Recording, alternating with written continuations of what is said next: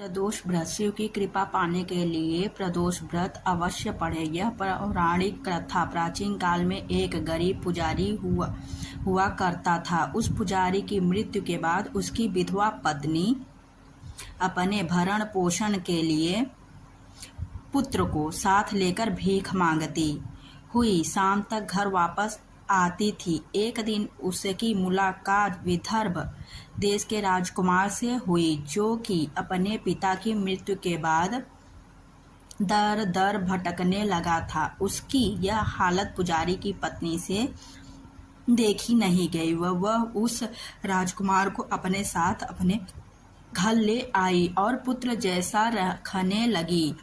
एक दिन पुजारी की पत्नी अपने साथ दोनों पुत्रों को सांडिल्य ऋषि के आश्रम ले गई। वहां उसने ऋषि से शिव जी के प्रदोष व्रत की कथा एवं विधि सुनी तथा घर जाकर अब वह भी प्रदोष व्रत करने लगी। एक बार दोनों बालक वन में घूम रहे थे। उसमें से पुजारी का बेटा तो घर लौट आया, परंतु राजकुमार वन में ही रह गया। उस राजकुमार ने गंधर्व कन्या को क्रीड़ा करते हुए देखा तो उसके बात करने लगा। उस कन्या का नाम अंशुमति था। उस दिन वह राजकुमार घर देर से लौटा।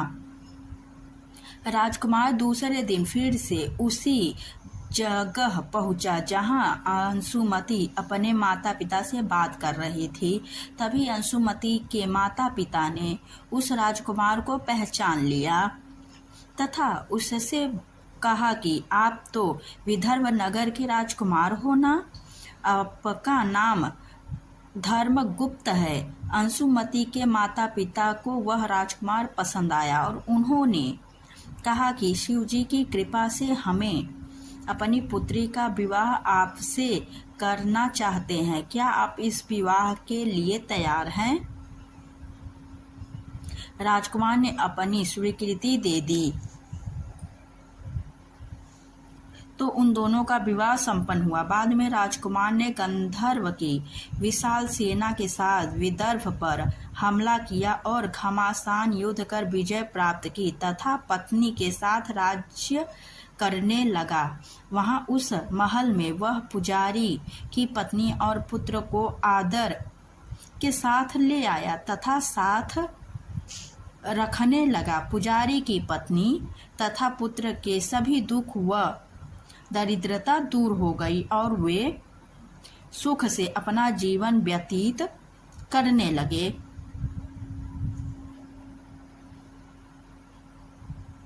एक दिन अंशुमति ने राजकुमार से इन बातों के पीछे का कारण और रहस्य पूछा। तब राजकुमार ने अंशुमति को अपने जीवन की पूरी बात बताई और साथ ही प्रदोष व्रत का महत्व और व्रत के प्राप्त फल भी अवगत कराया। उसी दिन से प्रदोष व्रत की प्रतिष्ठा व महत्व बढ़ गया तथा मान्यता अनुसार लोग यह व्रत करने लगे। कई जगह पर अपनी श्रद्धा के अनुसार स्त्री पुरुष दोनों ही यह व्रत करते हैं।